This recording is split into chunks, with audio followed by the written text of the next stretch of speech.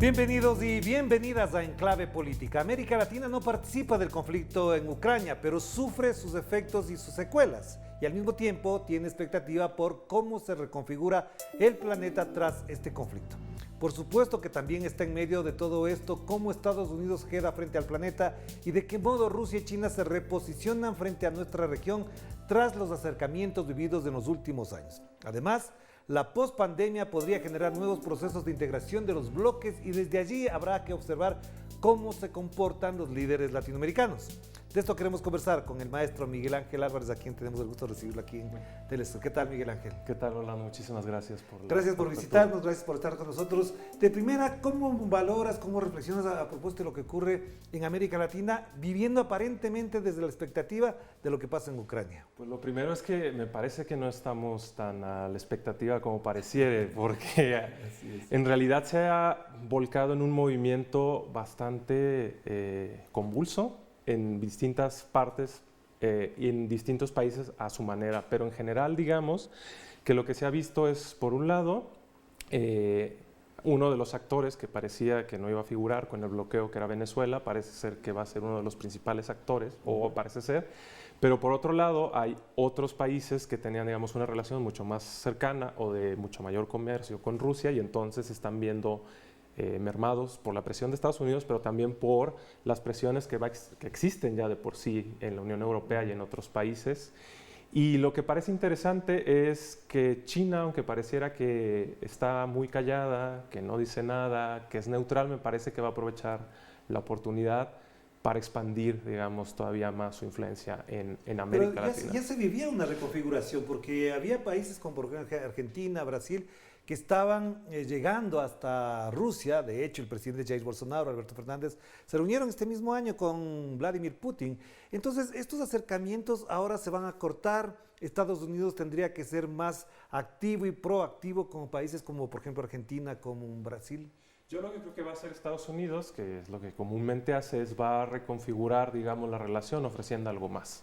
Es decir, si la relación se quería hacer, digamos, con Rusia para tener mayores lazos económicos y mayor independencia con Estados Unidos, lo que va a hacer Estados Unidos, que es comúnmente la política de Estados Unidos, es ofrecer un mejor trato. Claro. Es decir, va a ofrecer un mejor trato. Y si no ofrece un mejor trato, lo que va a hacer es empezar a lo que comúnmente hace, amenazar. Es decir, a generar ciertos elementos que disuadan a los gobiernos para que no continúen con esto. Y aparte también, él va a jugar mucho, digamos, con los componentes de la OTAN y otros países. Es decir, Estados Unidos no va solo. Claro. Es decir, no es que, digamos, bueno, Estados Unidos está solo, sino Estados Unidos va a jugar en bloque, y en un bloque muy grande.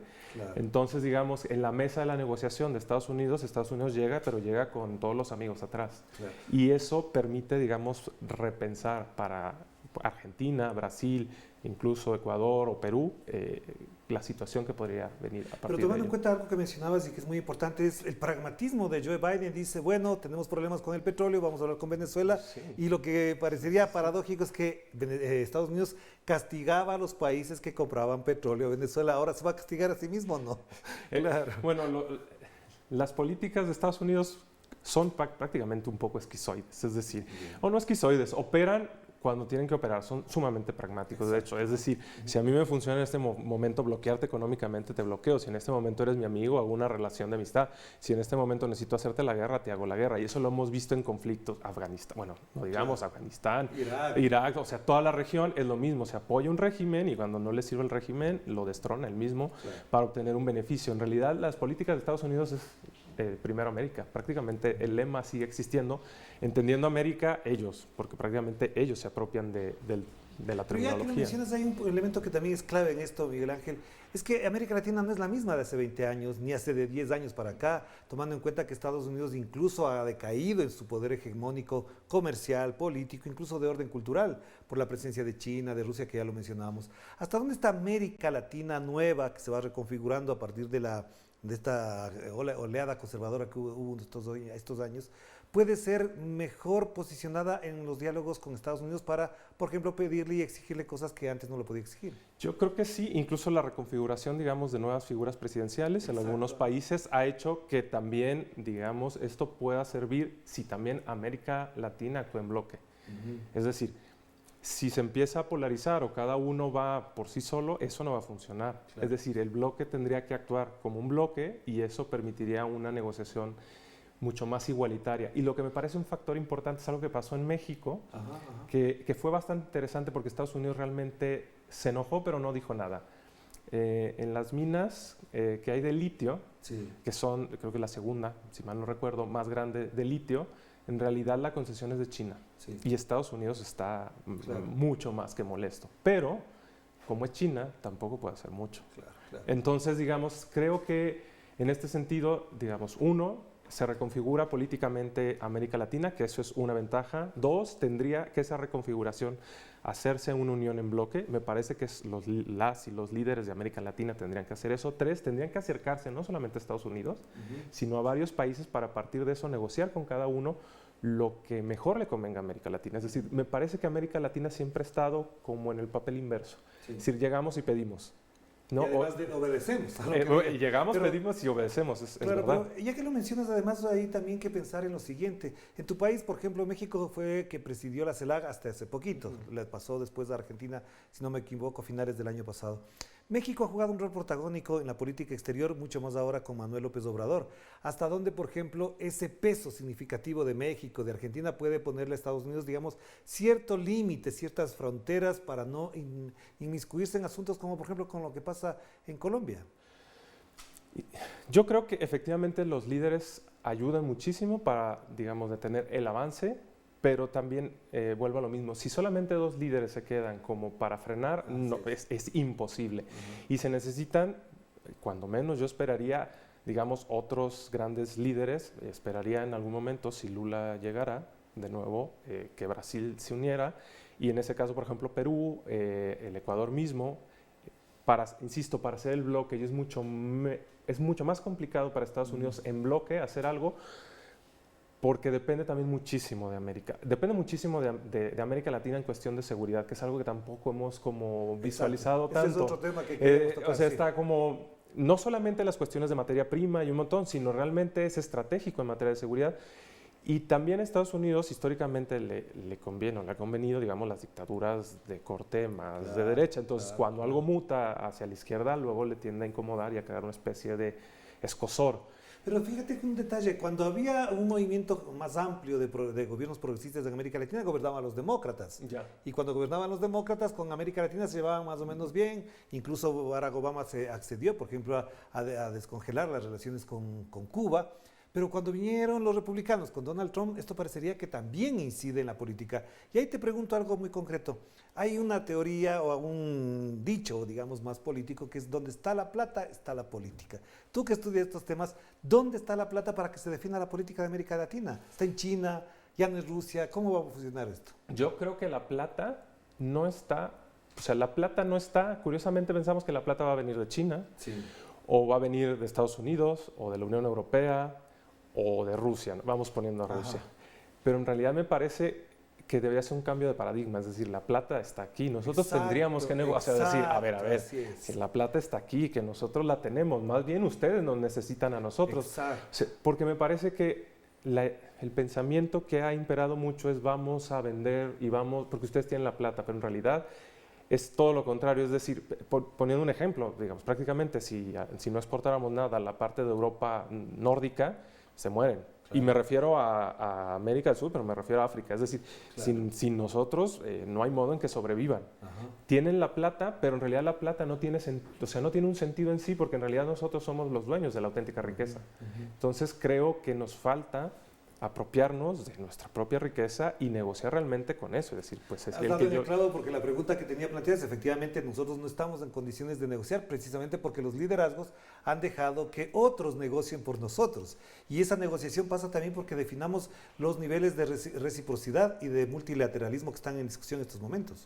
Sí, es que es fundamental redefinir las relaciones al exterior de América Latina. Y por eso creo que es fundamental también concebirnos como una región, porque me ha parecido que se han hecho intentos en generar, digamos, un sentido de región de América Latina, pero muchas veces se ha fragmentado o se han dividido, entonces un cierto grupo entra, otro grupo no, nosotros entramos aquí, pero en este grupo no, Y yo creo que se podría hacer un modelo donde decir, bueno, efectivamente en algunas cosas tal vez no coincidamos, que va a pasar en cualquier tipo de relación, pero en las que sí coincidamos es mucho mejor hacerlo en bloque y tener esta ideología de decir, nosotros somos los que vamos a negociar porque tenemos con qué negociar.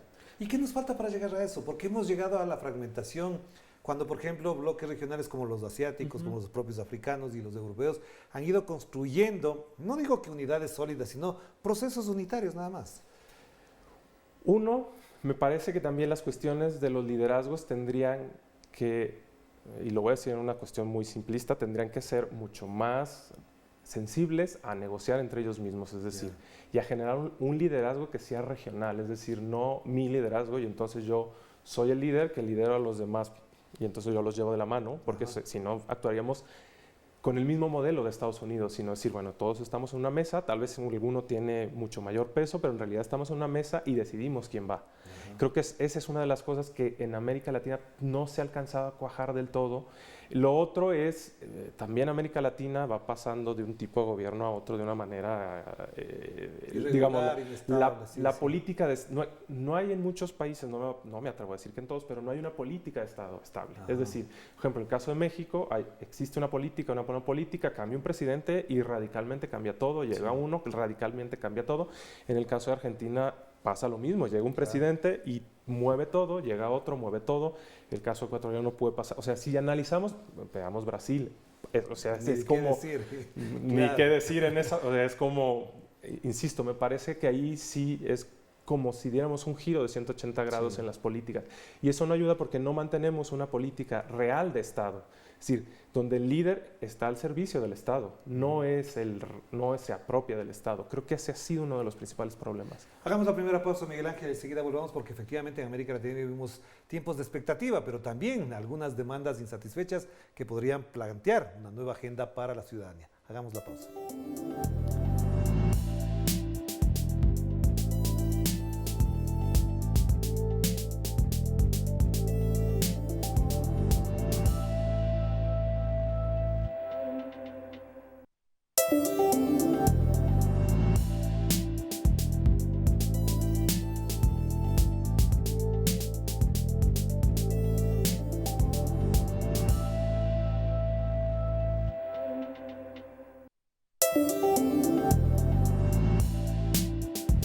Estamos de vuelta aquí en Enclave Política y seguimos conversando con el maestro Miguel Ángel Álvarez a propósito de lo que pasa en América Latina. Y Miguel Ángel, yo te planteaba esta expectativa a propósito del conflicto ucraniano, pero también casa adentro, digamos, en la parte más doméstica de América Latina, vemos que hay mucha expectativa porque, por ejemplo, gana en Chile Boric, está liderando las encuestas Gustavo Petro en Colombia, Lula de igual manera, y esto reconfiguraría el mundo, digamos, progresista. No digo solamente en esos países, sino que también genera una cierta sinergia con Andrés Manuel López en México, por ejemplo, es muy importante el relato político. ¿Hasta dónde todo esto, por ejemplo, puede variar incluso el comportamiento de América Latina en lo que estamos conversando de los bloques regionales? Yo lo que creo es que estos movimientos van a generar efectivamente una mayor cohesión en América Latina. Sí creo que va a generar una mayor cohesión. Lo que hay que estar muy atentos es qué tipo de cohesión va a generar. Insisto, el tema central va a ser cómo estos líderes fuertes, porque son líderes fuertes, van a generar, digamos, un sentido de cooperación, que eso es lo más importante. Claro. Y efectivamente se va a reconfigurar en el ámbito doméstico todo, pero esto va a terminar impactando en el ámbito global. Es decir, en algún punto, el mundo va a estar volteando para ver cómo nos acomodamos nosotros. Y en el conflicto de Ucrania es fundamental porque, digamos, Europa, Estados Unidos, Canadá y, digamos, el Reino Unido prácticamente están volcados en ese conflicto porque... Por sus propios intereses. ¿Sí? Y porque muchos tienen miedo a una tercera guerra que sea en Europa porque están como bastante asustados. Entonces creo que podemos aprovechar, la atención está en otro lado, no tendríamos tanta presión como en otros tiempos de no hagan esto, no se metan en esto. Eso podría ser, digamos, el tiempo es crucial para realmente adelantar en eso. Sí, los líderes de América Latina en esta recomposición lo quieren. Creo que es el elemento pero, por fundamental. ejemplo, ahí podríamos quitar de encima una cosa que parecía haber planteado el gobierno de Donald Trump y que se hizo mucho eco. Es decir, concentrar toda la atención ideologizada además de estigmatizar a Venezuela. Quitado ese tema, porque incluso se conformó el Grupo de Lima solamente para actuar contra Venezuela. Quitado ese tema, que no valía la pena, que no tenía sentido, ¿cuáles serían los objetivos claros, concretos de este momento para la región?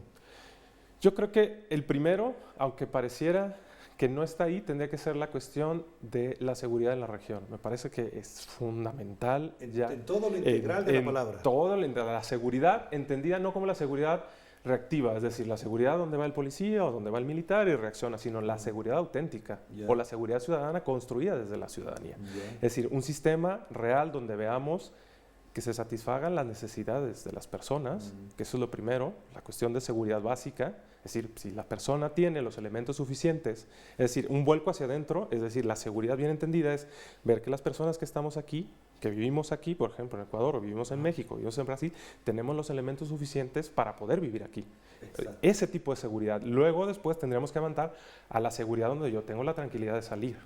De salir y, bueno, en el caso mexicano, salir y no desaparecer. Claro. Salir y que, pues, si estuvieras en México y que no te maten saliendo de la estación, digo que soy del canal. O sea, ese tipo de seguridad que permite regresar a tu casa. Sí. Y la seguridad también en el sentido laboral. Es decir, que yo tenga los suficientes medios para entonces tener la tranquilidad y entonces en esa seguridad se puede construir la ciudadanía.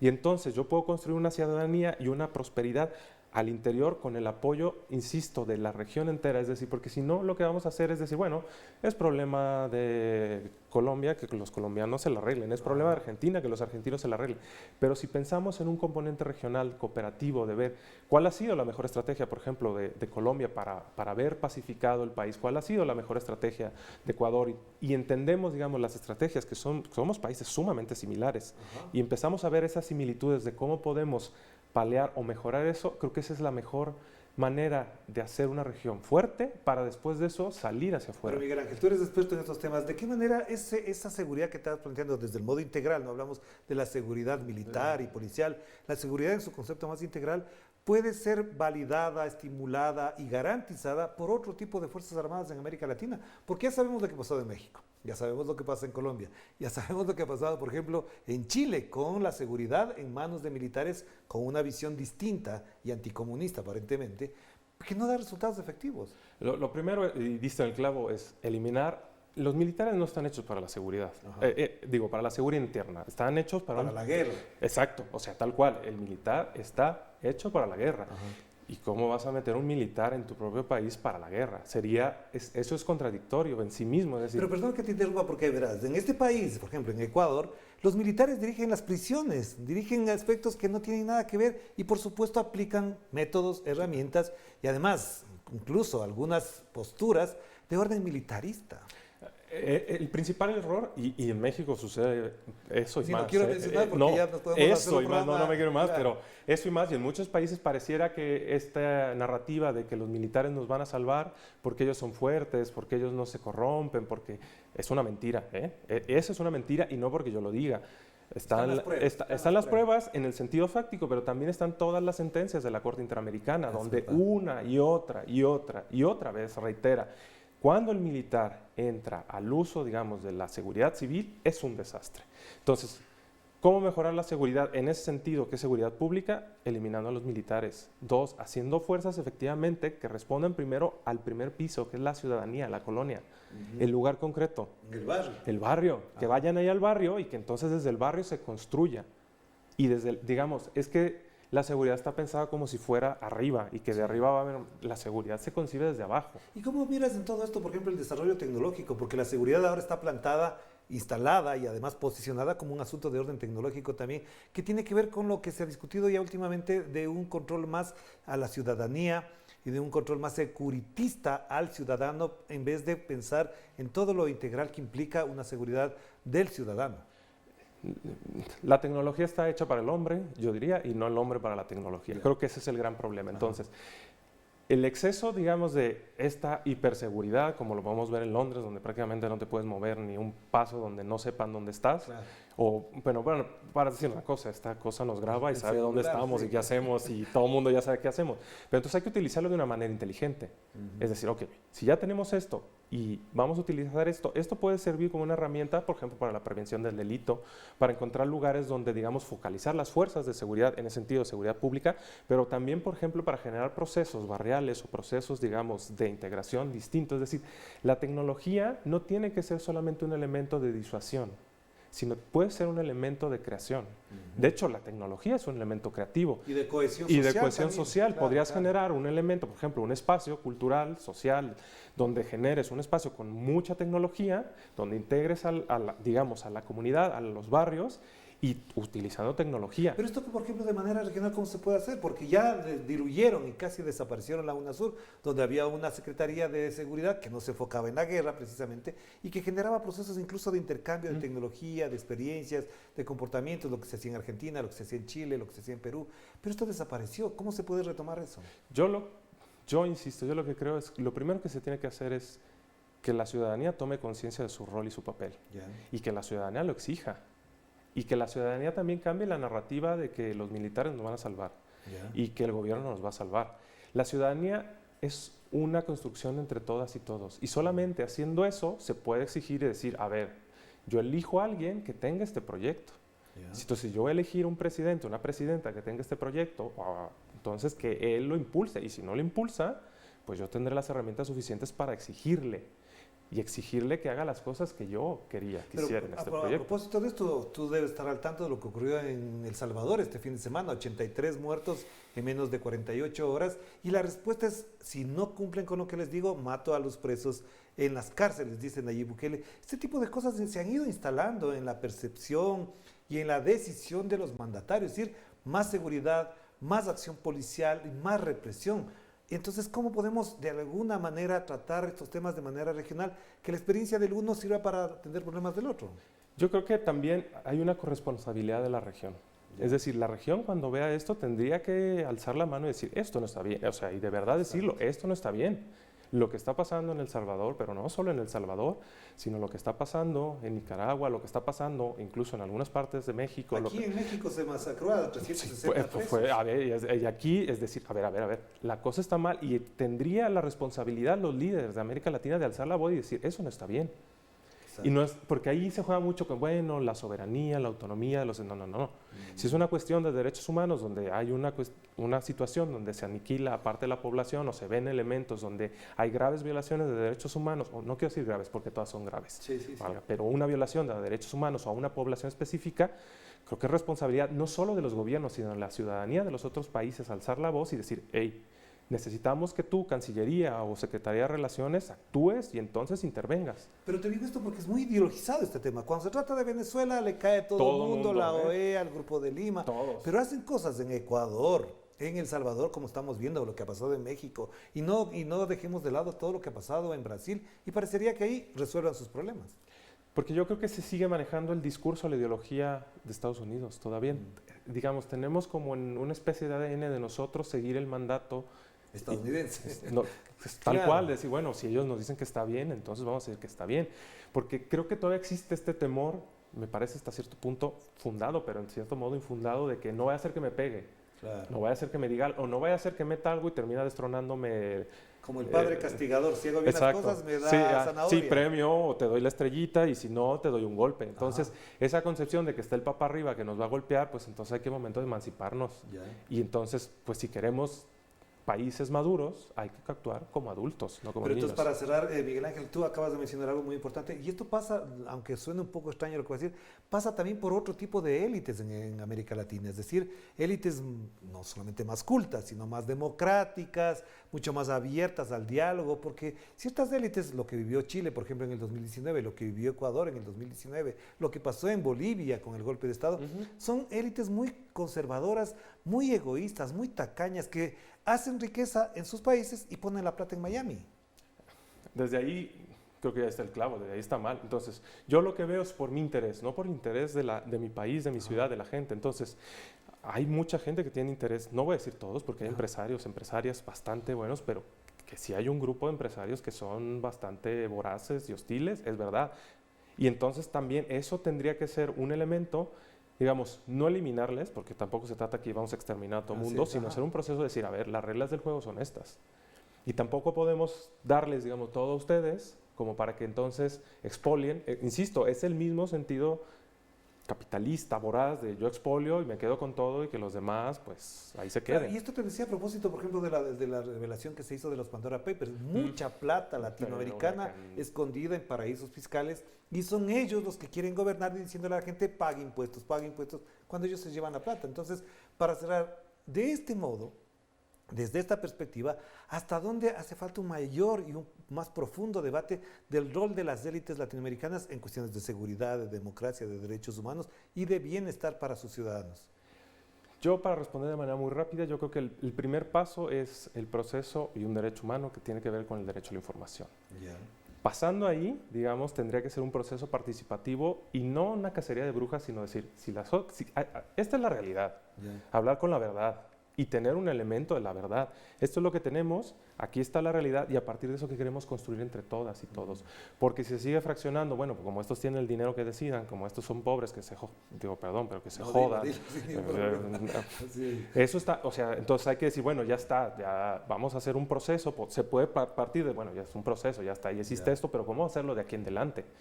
Pero reconoce que lo hiciste y reconoce que de aquí en adelante las reglas van a cambiar. Eso creo que podría ser un proceso donde podría, desde mi punto de vista, hacerse un equilibrio y decir, no es que olvidemos, pero lo que vamos a hacer es hacer un proceso de reconfiguración potente que permita decir quién es quién en cada lugar, castigar a quien se tiene que castigar y a partir de eso reconstruir, redistribuir. Si no, pues tenemos el espacio donde están estos espacios grises, donde está el empresario, pero no solo el empresario, sino el militar, pero no solo el militar, sino el gobernante y el gobernador, y ahí se diluye todo y entonces el culpable son todos. Pues no se trata de encontrar culpables, se trata de clarificar, decirle que le toca a cada quien y entonces que cada quien haga lo suyo y tampoco, digamos, merme lo que le tocaría a todos. Gracias, Miguel Ángel, muy amable por estar con nosotros. Fernando. Muy importante de entender y conocer lo que tú acabas de plantear, porque me parece que has dejado 2 o 3 temas latentes que te invitaremos para seguir conversando. Muy bien, muchísimas gracias. Gracias a Miguel Ángel Álvarez a propósito de esta nueva situación, un escenario de gran expectativa en América Latina, que seguiremos conversando con Miguel Ángel, por supuesto, a propósito de que este país, esta región, este mundo necesita de nuevas visiones y diálogos como lo ha planteado. Nos veremos. Que la pasen bien.